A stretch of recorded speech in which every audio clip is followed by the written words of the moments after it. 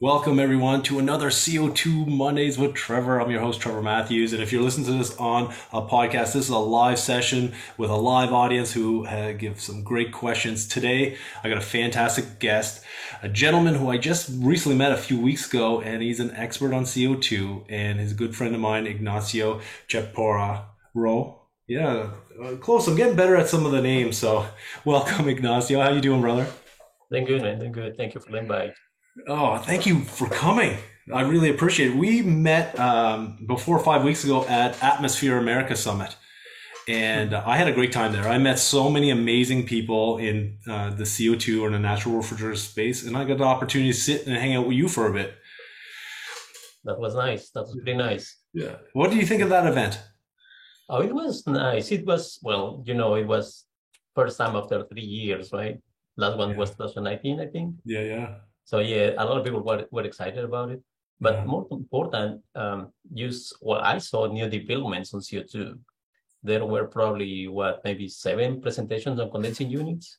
Yeah. And I, we did one for that because there is a new product, a new request from the market, which is different. yeah, exactly. We'll get Um, into all that stuff. We'll mhm. get into all that. So thanks for showing up today. Why don't we get into and just introduce yourself a little bit? I know you've been 16 years at Kaiser Warner, but why don't we hear a little bit about your story, Nazi? Sure. You say 16 years, and that is good. And some people may think about 16 years doing the same thing, but fortunately for me, it's not the case. So I have been 16 years, but I have had 7 different positions in Kaiser. Wow. So I started doing design engineering with compressor rack systems, application engineering, which you have interaction with customers. You go from the beginning of what they are asking and what they need, what we can provide, all of that. Then I moved into the CO2 role in 2007 when we started working on CO2 for Kaiser, doing subcritical systems at that point. So Wow. then I went to the what we call COE group with Lennox, was interested in all CO2 natural refrigerants development.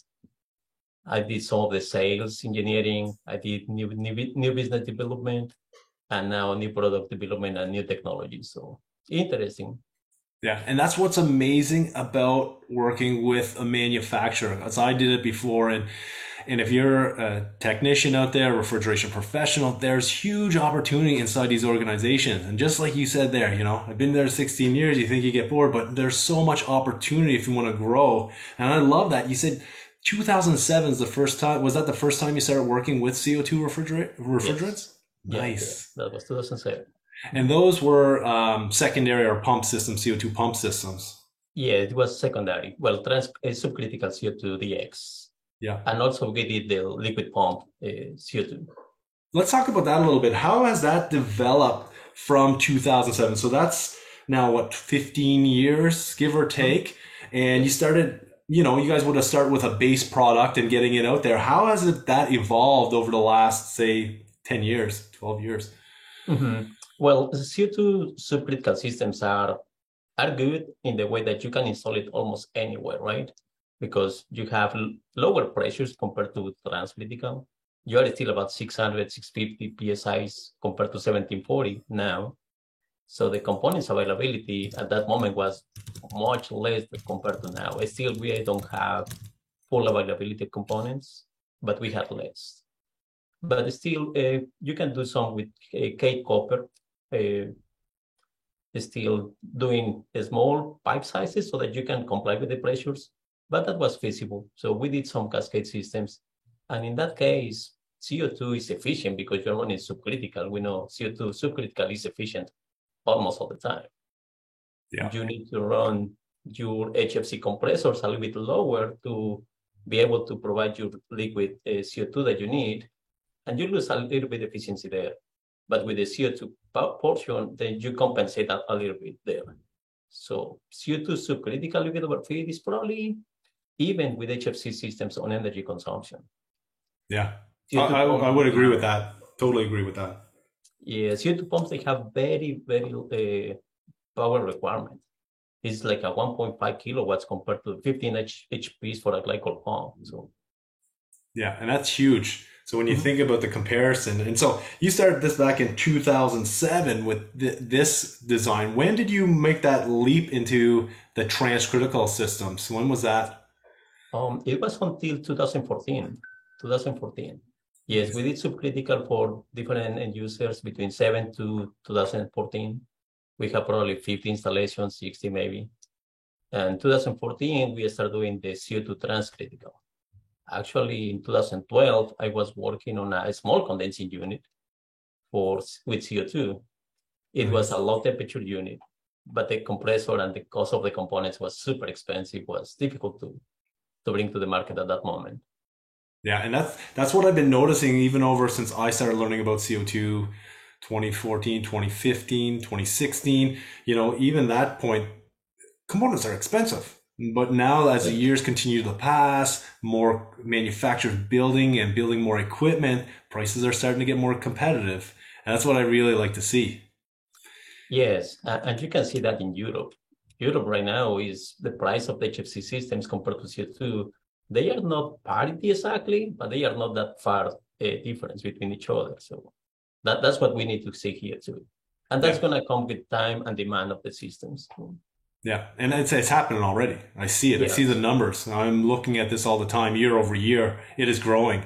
And now that we see more technologies coming in, like heat pumps and chillers and condensing units, we're going to continue to see the implementation across North America grow very fast. And this is why we're doing it.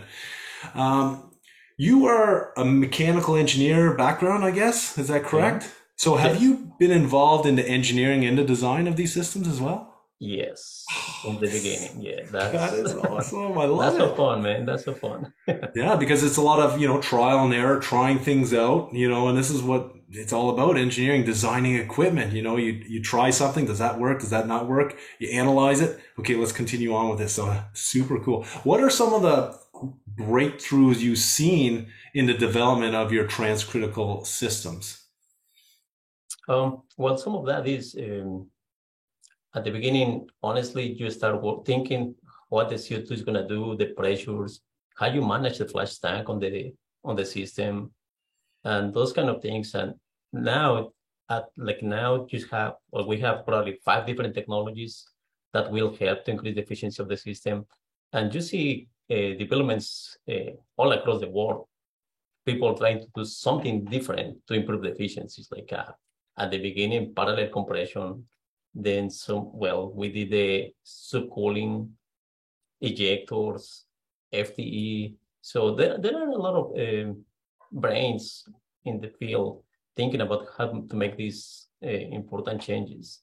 Yeah, and I love that because it's all about the growth of the industry, and I want technology to continue to grow. And this is how we learn, and it makes it fun. This is why refrigeration is so fun. It's because it continues to evolve and change and get better. Because one of the first maps I seen at Emerson was, I believe it was a Danfoss map with all the temperatures across the world and where you can have like transcritical systems, so it's all up in, Canada, up in all the northern parts of Europe and stuff like that. But now, as over the years, and that was 10 or 15 years ago, that image now, you can have it anywhere. Yes. Anywhere. I talk to friends all over the world. I've been working on CO2 for years, and it's 40 degrees Celsius here or 110 all the time. System works totally fine. Yes, exactly. And again, that is the purpose of the engineering side of this, right? Yeah. To make it work, anything. And the other part is, if we really want CO2 to be the first choice of refrigerant, it has to be comparable and competitive with HFC's energy consumption and cost at some point. It has to be similar to that in the way that can be installed anywhere. And I think we are there now. I would say we will be getting there now, but I think we are there now. Yeah. Oh, 100%. 100%. Technologies. Yeah. You can do anything anywhere. Yeah. I totally agree with that. Why don't we talk about some of the technology Kaiser Warren and the EPTA Group have right now for the market that we see out there? Yes, sure. Well, we have two main technologies, and those are recently new compared to other ones. Well, I think almost everything is new, right? But those are newer. So one of those is what we call the FTE technology. FT technology is a CO2 system that improves efficiency, but not on the high side of the system. Normally, CO2 technologies are focused on the high side because of the high pressures and temperatures. This FT technology actually operates on the lower side pressure of the system, mainly on the medium temperature cases. What happens is for every case, even with HFCs, we know we have superheat on the case, right? What is the objective of that? Just to protect the compressor. It's not that the case needs to have superheat. We put superheat on the case because we don't want to have any liquid going back to the compressor and damage the compressor. However, when we put that superheat on the case, we actually affecting the efficiency and capacity of the case because we are using some of the coil surface just to produce the superheat of the refrigerant instead of doing cooling in the product. So this FT technology, what it does, actually uses that part. Instead of having high superheat on the cases, let's say normally 6 to 8 degrees, depending on the case manufacturer, we are doing reducing the supercooling, the superheat on that coil. Instead of 6 to 8, we go to 1 to 3.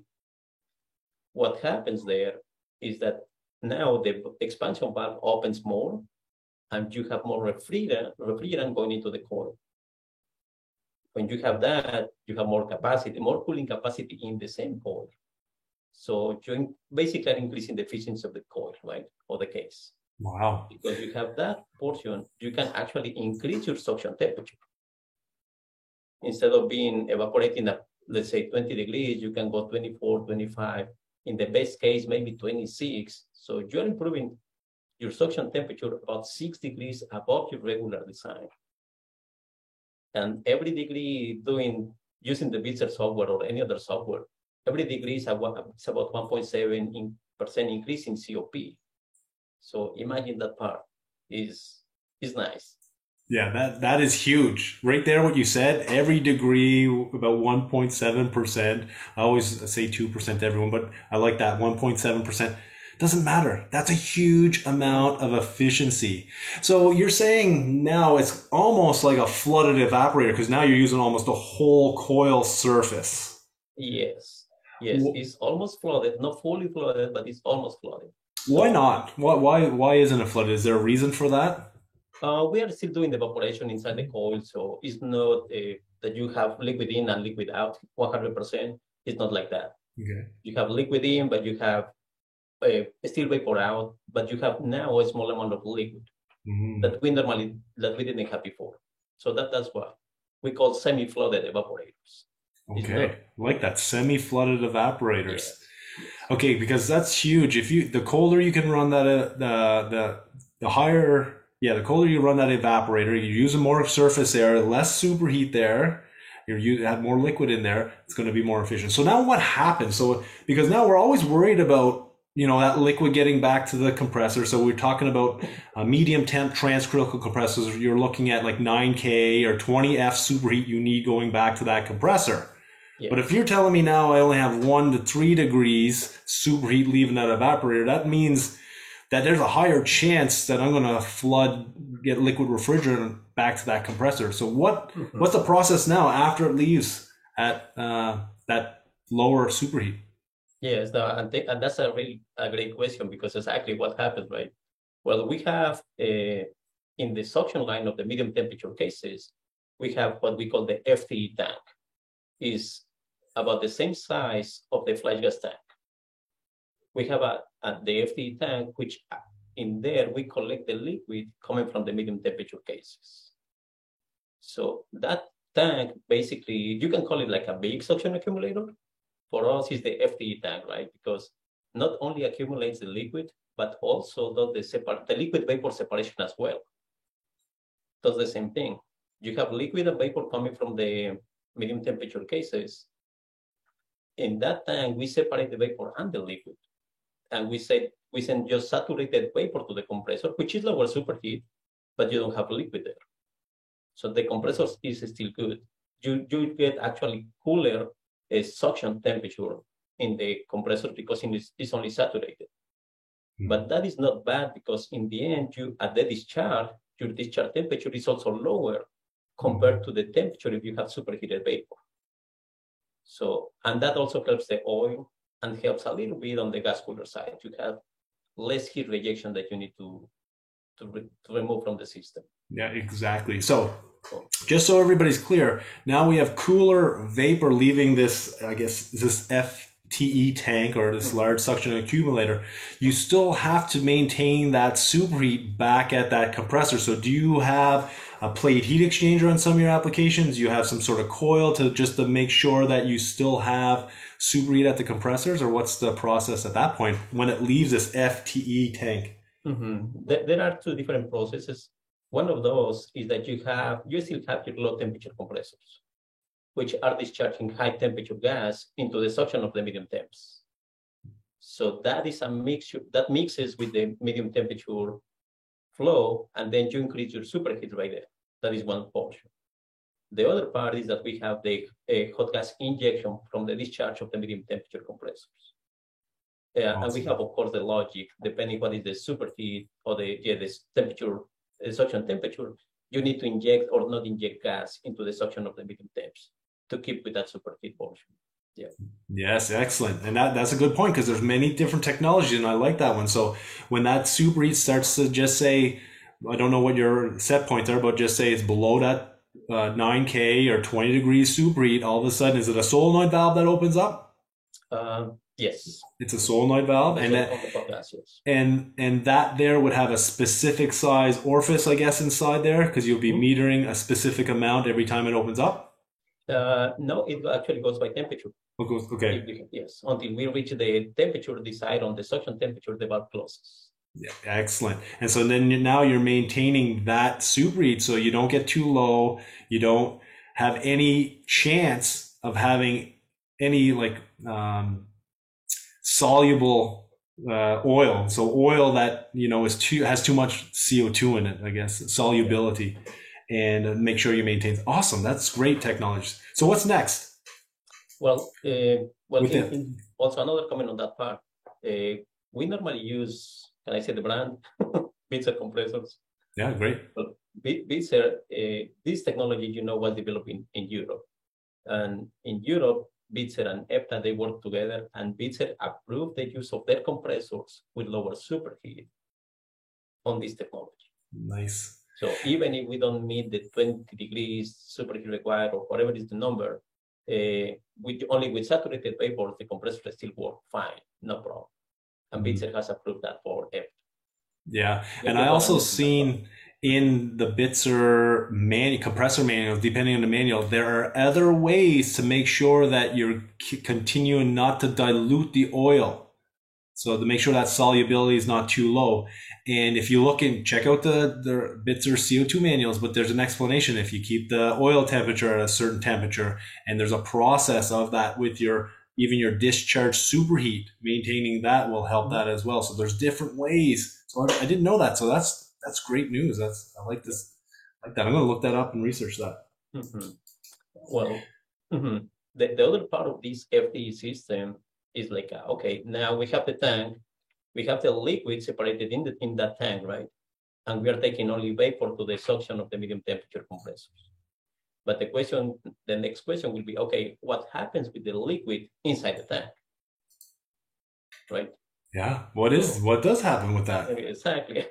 Well, we take that liquid from the FTE tank and we feed the low temperature cases.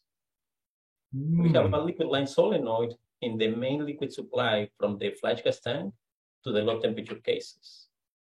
When we have enough liquid in the FTE tank, we close the liquid line solenoid, and then the low temperature compressors keep sucking the refrigerant. So at some point, the main liquid supply is going to have lower pressure than the pressure on the FTE tank. And we have a check valve in that line. So awesome. That makes so much sense to me. Actually, do you actually have a slide maybe to show some people that to this? You don't have to get it out right now, but a few people ask them. But that totally makes sense to me. And yes. And I do have something, actually have an animation. If you want, we can take a quick look to it. Yeah, let's do that, and we'll explain it through for the people that are listening on the podcast one more time, because it's all about repetition, hearing this stuff over and over again. That's how I'm getting better at this stuff. Is I continue to listen, continue to read the same stuff to really implement it into me. Yes, let me just see which screen I need to share, because this is crazy. Let me try to see that one. Okay. Can you see the screen right there? No, oh, not yet.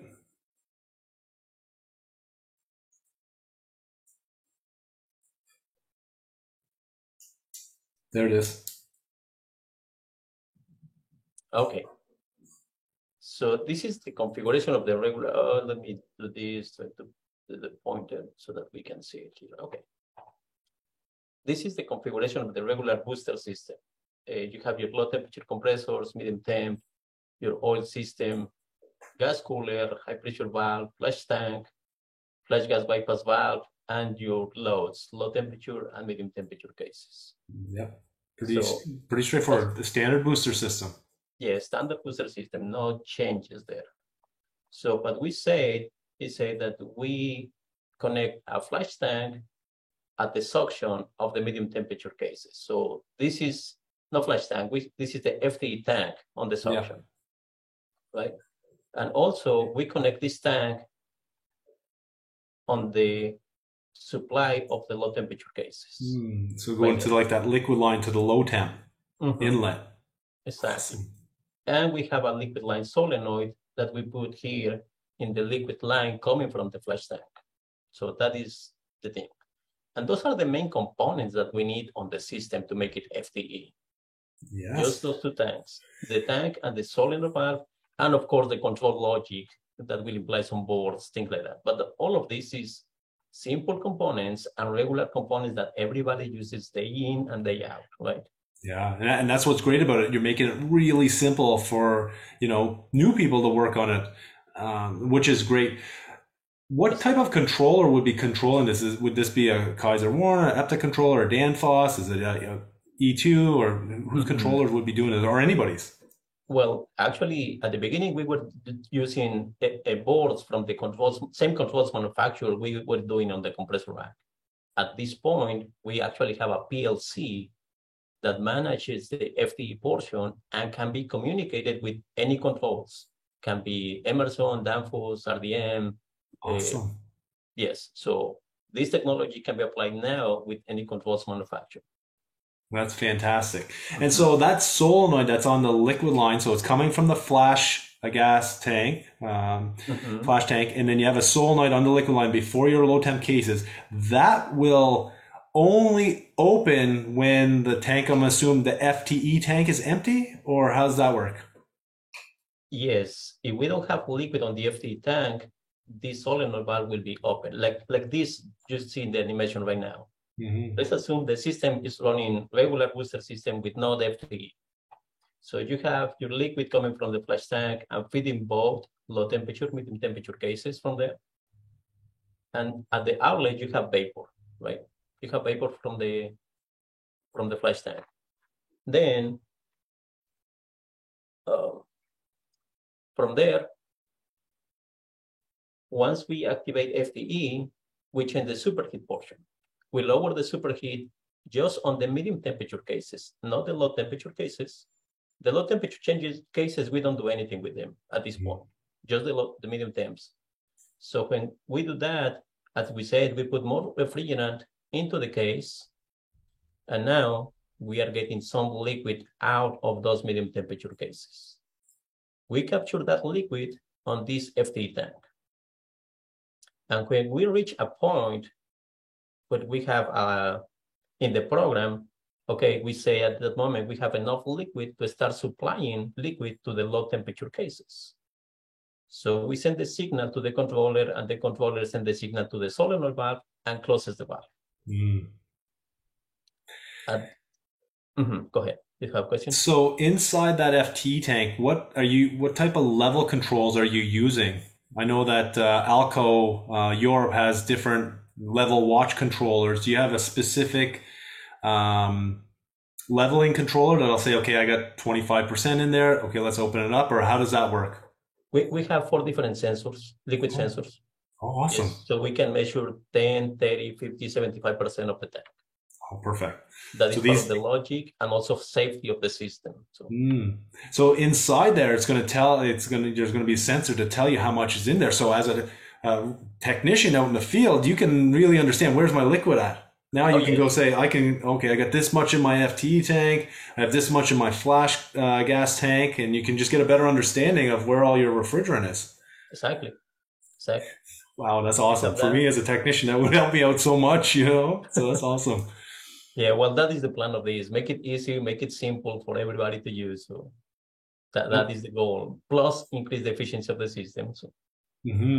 So now, the way you get to, because most of the time we're talking about high ambient strategies, adiabatic cooler, subcool, all this stuff you said earlier, it's on the high side, but now we're getting that efficiency on the low side here. So we're getting on the subcritical side. And if you said every 1 degree is about 1.7%, we'll just say 2. So if you can move that up 6 degrees, that's almost 12%. That's a huge amount of efficiency. That's a huge amount of increase. I love it. So is there anything else to this FTE design, or is that it? That's it. The other part is from here, we supply the liquid to the low temperature cases, things like that. So in the end, you are charging and discharging the tank. But this is the main concept of the system. The other small part is this side of the flash gas bypass. We know at the outlet of this valve, we also have a small amount of liquid because it's not fully superheated. So that small amount of liquid, we also take that into the FTE tank, and then we have more liquid to supply to the low temperature cases. The idea is for the system to run in this condition all year round so that you can have your suction temperature flooded and you increase the efficiency of the system all year. And because it's on the low side of the system, actually the high side of the ambient temperature is independent completely, because the cases are inside the store, the controls conditions, nothing changed. So all of this is independent of where you are. You can install this in Canada, you can install this in Arizona. You will get benefits. Yeah, and I love that, because it's an opportunity. Actually, how many of these globally are installed so far, the FTE technology? Probably about 500, 600 units. 500 units. Oh, you're going to see this number go up for sure, because this is a super cool technology. Awesome. We got one question in the chat. What does FTE stand for? I believe it's full transcritical efficiency. It is full transcritical efficiency. Yes. Awesome. So this is the one really cool design. There's 500 already installed around the world. We're going to see a lot more. What is the other solution, CO2 solution, that you have? Yes, the other one, we call that one ETE. FTE, ETE. Okay. ETE stands for extreme temperature efficiency. And what it does, that technology is actually focused on the high side of the system. We want to make sure, or we want to improve the efficiency of the CO2 systems when they are located in high ambient conditions. And when we say high ambient, can be 110, 112, 114, which in normal conditions, the booster system cannot run efficiently at that point, right? Yeah. So the goal is to make it efficient so that we can increase that part. Okay, so now we're not doing the low side or the subcritical side. Now we're taking on the high side. So this is more to do like adiabatic, parallel compression, ejectors, all of this stuff. So this is a different technology than that. This is. Yes, correct. I'd love to hear about this. Yes, sure. Well, this ETE technology is, I'm not sure if you have heard of the mechanical subcooling. Mechanical subcooling as a base is like you have a small condensing unit at the outlet of the gas cooler, and then you lower the temperature, right? So this ETE concept is very similar to that. The difference is like the compressor that is doing the cooling is part of the same CO2 system. So we don't have a second refrigerant to do the cooling in this part. We use refrigerant from the same system, take a compressor and a heat exchanger, of course, with expansion valve, and we produce cooling at the outlet of the gas cooler to reduce the temperature. That is awesome. So now you can say I have a full natural refrigerant system, because I've seen this before where people have a CO2 booster system, but then, for mechanical subcooling, they're using 134A, they're using another non-natural refrigerant to get that efficiency. But now this is a full natural refrigerant solution. That is correct. That is correct. And let me try to show you something here on that part.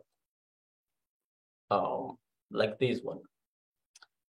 This is the regular booster system again. Now, let's say it's not snowing, but it's 60 degrees ambient condition, let's say that. And that's Canada all the time. Yeah. So at this point, you have, let's say 70 degrees gas cooler outlet temperature, subcritical, you're running efficiently, and your flash gas bypass is less than 20% of the mass flow of the system.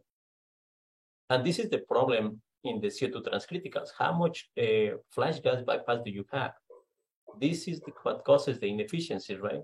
So the minimum that you can have, the best for your system. Basically. Yeah, that's right. Because it's just wasted energy. Anytime that flash gas bypass valve opens, that goes right into your suction, your medium temp, and you're just recompressing gas that does no work at all. Exactly. Just recirculating on this area right here with no work. So you want this flash gas bypass to be the minimum possible that you can have. Mm-hmm. And we know that when the ambient temperature, you have this installation in high ambient conditions, this fraction of the flash gas increases a lot. Yeah. So let's say now that you have 105 ambient, your gas cooler outlet is about close to 110. In this case, your flash gas bypass is above 50% of your total mass flow of the refrigerant. And that is why CO2 systems are not very efficient on high ambient conditions, because we are using a lot of compressor power, as you said, just to recirculate this vapor inside the system. And that's crazy. You know what I mean? 50% of your efficiency just bypassed, not even using any energy. And this is why at first, years ago, 10, 20 years ago, it's like, it's not very comparable like to synthetic refrigerants because the technology wasn't there. Exactly. But now times have changed. Yes, we made different changes, we create different technologies, and now we are right there. So let's, on this system, you have these conditions on high ambient temperatures. What we do, and you see here for compressors, the ETE system, we actually take one of those compressors to run the heat exchanger. So we have this, and we take, let's say, this compressor, we connect that to this plate heat exchanger with electronic expansion valve. So we take flow from the same gas cooler, and then we do the diversion here, go to the valve, lower the temperature, and this heat exchanger will be producing the cooling of the gas coming out of the gas cooler. And this compressor will discharge into the same gas cooler as the other medium temperature compressors. Excellent. So this is different than parallel compression now? It is different, yes. Okay. Do you want to just explain everyone to what parallel compression is again and how it differs from ETE? Okay, sure. Well, on the parallel compression, what the compressor does actually takes the vapor from the flash tank and does not produce any cooling. Just take the vapor from the tank and send it back to the gas cooler. Mm-hmm. In that case, the compressor runs at higher pressure compared to the medium temps. Runs about 38 or 36 degrees suction compared to 24 on the medium temps approximately, right? So in that case, yes, the parallel compressor is more efficient than the medium temps, and you get some gains, right? Yes. But in this case, this compressor is not working at the flash tank pressure. It's actually working at higher pressure. It's about 50 degrees. Instead of 36, it's about 50 degrees. And not only that, it's also producing some cooling here that helps you to have a cooler temperature in your flash tank at the inlet of the high pressure valve, I mean. So in that case, instead of having 50% or more, we reduce that to less than 30% of your total mass flow being flash gas. Wow, So that's a huge amount. That's a big difference. That's a big difference. Exactly. So in this case, the vapor that we need to recirculate is much less. But again, not only that, this compressor is producing cooling in this area, which the parallel compressor doesn't do. Yeah, exactly. Because what you're doing there is exactly what you said, is you use that parallel compression really instead, so you don't have 10, 15 horsepower compressors to compress that 50% of bypass. So parallel compression came in, so you only have those 5 compressors, and then you have that parallel compression for an example. So you don't have 10 compressors, so you're not bypassing as much. But now with this, it's not parallel compression. You're actually cooling that gas, leaving the gas cooler. So in your example here is 109 Fahrenheit. Anybody in Celsius is like 44 Celsius outside, and you're cooling that gas. So as that gas comes back, there's no pressure temperature relationship at this point because you're above its critical point, but you're cooling that gas to the inlet of that high pressure valve. And so now you have colder gas going into the flash tank. Great. That's awesome, because you want that nice and cold, because that's where your liquid is going to be leaving that flash tank receiver. And the colder the liquid, the better, going out to your cases. And if you can do it without using as much work or as much energy, then your savings. Awesome. So if we see this in the pH diagram, will be like this. Something really quick. The blue line is what it's supposed to be the expansion. Let's assume the expansion at 110 degrees here, 109.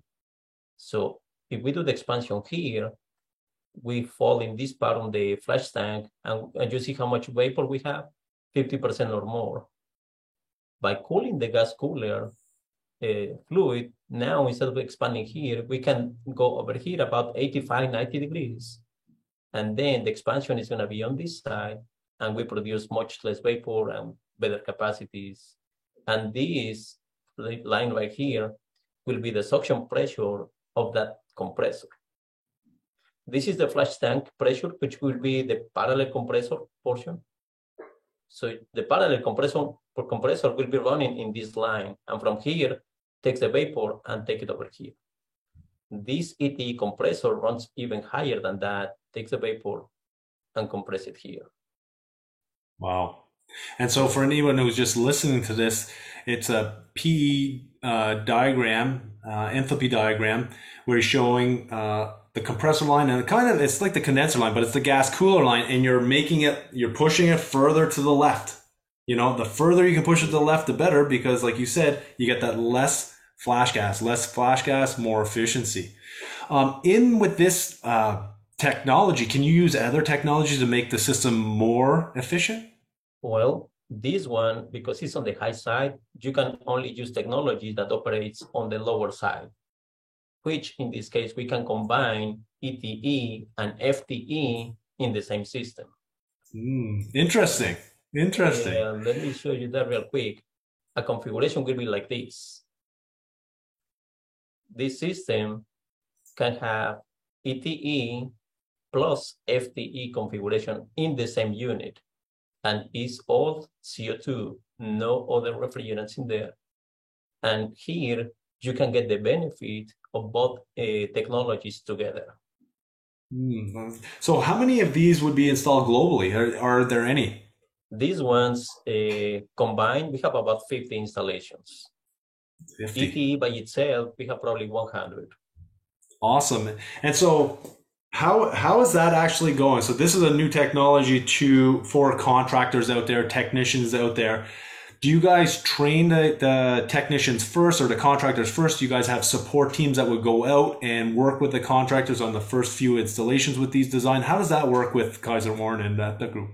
That's similar to what you just described. Yes. Every time we have a customer buying one of these equipment, we know it's new for the market. There is no installations right now in the US. So we provide training to the end user, technicians, installing contractors, and we also have our technical support people going to the job site during the delivery of the equipment, during commissioning of the equipment, and during the startup of the equipment.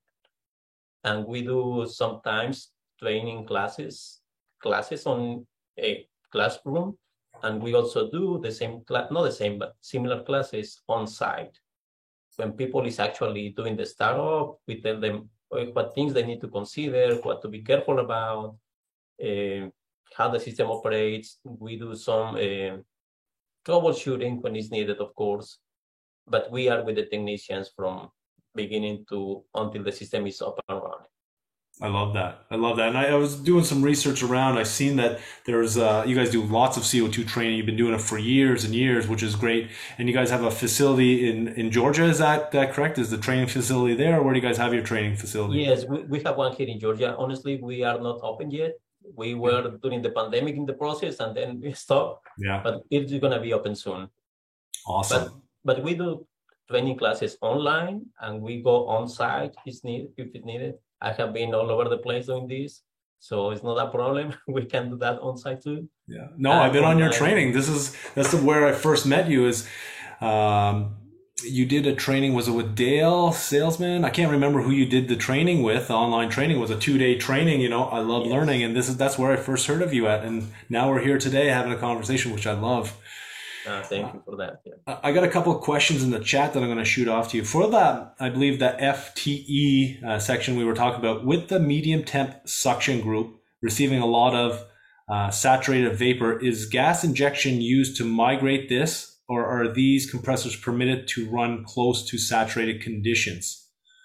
The compressors are permitted to run close to saturated conditions, yes. Yeah, because you did mention that it's a spec only for this design with Bitzer compressor. So that's super cool. I'm going to learn more about that. I got another question here. With the FTE system, does the liquid solenoid inject liquid directly in the FTE tank, or as shown, it will just tee into the liquid line, low temp liquid line? It will just close the line. The solenoid does not inject any liquid into the FTE tank. Awesome. Just stops the flow from the flash tank to the low temperature cases. And something important to mention there is actually, this is a difference between the regular booster system installation and the FTE system installation. Because we can supply liquid from the FTE tank to the low temperature cases. That is different pressure and temperature liquid compared to the flash tank. So when you have an FTE installation, you actually need to have liquid lines separate for medium temp and low temperature cases. That is very interesting. Yeah, so you don't have a common liquid going there. I'm learning stuff. Love that. So now you'll have two separate, so it's kind of, you'll have them split up and you'll have two lines coming from there. Awesome. So you have your medium temp system lines with your header, I'm assuming, and then you'll have your low temp header. Yes, correct. Yes. Awesome. Makes so much sense now. It's coming together. So we have another question in here. In transcritical mode, in the ETE, the EEV of the heat exchanger used to cool the gas cooler outlet feeds CO2 gas only to the exchanger. Can you repeat the last part? It's only gas to the heat exchanger? Yeah, so no. The gas cooler outlet feeds CO2 gas only to the exchanger. Is that gas only? No. This valve has the same effect as the high pressure valve. So at the outlet of this valve, you will have a mix liquid and vapor. Mm-hmm. Same thing that happens with the high pressure valve. You have probably only vapor coming in, but at the outlet, you have liquid and vapor. Same effect is here. You drop the pressure, you drop the temperature, and some of that fluid becomes liquid. And that's what we use here to evaporate and produce the cooling. And then leaving that evaporator will be a specific amount of superheat, exactly. Where on that side, will you have some sort of injection to protect the compressor again? Yes, in this case, we need to be careful about the superheat coming out from this heat exchanger. Yes, you're right. And you guys, and that's what you use? You guys will use some sort of discharge gas injection on your design? Not in that one. In that one, we control the superheat just with the heat exchanger sizing. Okay, exactly. And that's very, very important. I've been learning more about this. Sizing heat exchangers on CO2 system is critical. Oh, yes. Is very critical, because if it's too big or too small, you can run into a world of issues. So this is something that you need to, as a refrigeration professional, really understand and work with the manufacturer that's designing the equipment. Ask these questions. Put the questions on the manufacturer, just like Kaiser Warren and Epta Group, their team, and say, listen, why is it this size? And what is the effect happening inside there? Because they're there to support you and help you with this stuff. So ask those questions. And if you don't know, that's why you ask the question. And another important part to mention is nothing that you need to be worried about it, is in this ETE system, the oil system is going to change a little bit from regular booster systems. In many booster systems, the oil system is operates at 650 psi. That is probably equalized with the flash tank in many cases. In this ETE system, because this compressor runs at 50 degrees suction temperature, which is close to 650 psi, is much higher than the medium temperature compressors. So the oil system for this type of design has to be a high pressure system. That means the oil separator and the reservoir will be rated for 120 bars, and the pressure will be same as the discharge pressure of the compressors, feeding the oil to all 3 different suction groups. Yeah, and that's a great note to point, because that is different. You're going to have more solenoids. You're going to have pressure reducing valves potential, while the reducing valve will be for the other side. So at that point, you'll need some sort of compressor level control that is monitored. Actually, Trevor, the oil regulators that we use here in the US, the OMC from Emerson, and there are some from other manufacturers in Italy, TechLab or Castel. Those are rated for 120 bar design pressures. And exactly. They can manage, they can manage up to 1450 psi pressure difference. So you don't need those solenoid valves. With a regular oil system, the oil regulator will be managing the oil by itself, and we don't need to have injection valves. So actually it becomes simpler. Okay, so now you're taking right from that oil separator, that high pressure oil separator that you have, say, 1400 psi going to it at that point. All of a sudden you'll have that line coming off that separator to your reservoir, we'll say, if you have a reservoir, and from that reservoir, it'll go straight to the OMC? Yes. Awesome. Awesome. I love that. I can't wait to see one of these systems in action. You will see it soon. I'll invite you. I love that. Thank you so much. We have another question here. Thoughts on this pressure exchanger technology that is getting introduced to the industry? Not really sure. Should have read that one first before. I think this is a super cool technology. Even that oil system right there, that makes stuff so much simpler. You get less valves, less algorithms that you have to build in.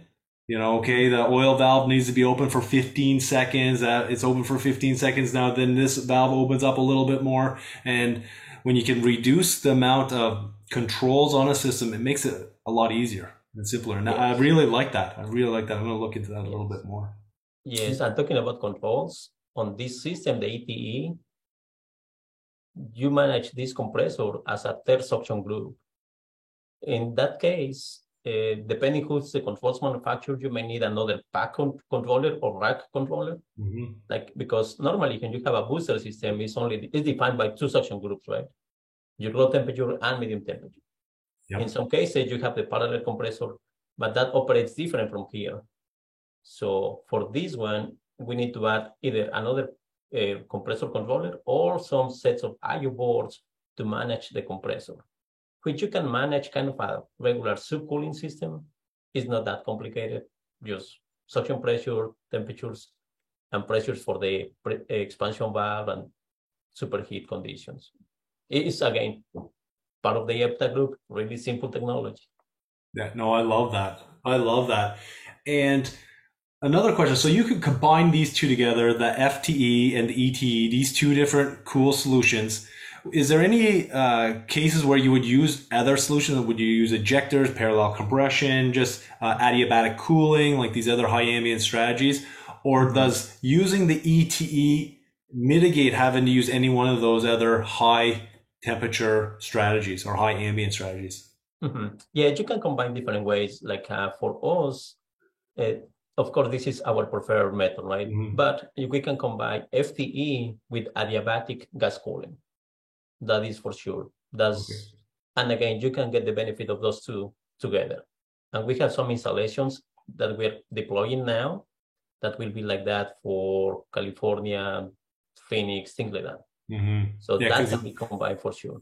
Yeah, because it all depends on those different strategies. It depends on where you're at in the world. This is why you really want to work with the engineers, the manufacturers of that equipment to understand what is the best equipment for your where you're from. I like that. And I like this, that you're providing a full solution that makes it simple for your customers. Yes. And with this solution, you can install the system anywhere you want. Yeah, I like that. Any location. Yeah. Okay, this is awesome. Let me see if there's any more questions here. Okay, so any final words? No, I just want to thank you for the opportunity, for the time sharing these technologies with people. I hope this is useful for you and for everybody. It's useful for me, of course. Well, it's useful for me. I got a page full of notes. This is what I love about doing these podcasts, is that, and that I don't like, because I got to go back and rewatch them, which is good because I learn more. I take notes. And anybody else there who's listening to this, if you're driving in your vehicle, when you stop, take some notes on this. These are technologies you're going to see out there. This is CO2 is coming. It's already here in North America. It's going to continue to grow. Kaiser-Warren at the group got some great technology you're going to start seeing. 500 installations, you said, of the FT, 100 of the ETE, a combination of 50 globally. Those numbers are going to grow dramatically. Yeah, so really, thank you so much for taking the time to hang out with me. And we're going to see if there's any more questions in the chat.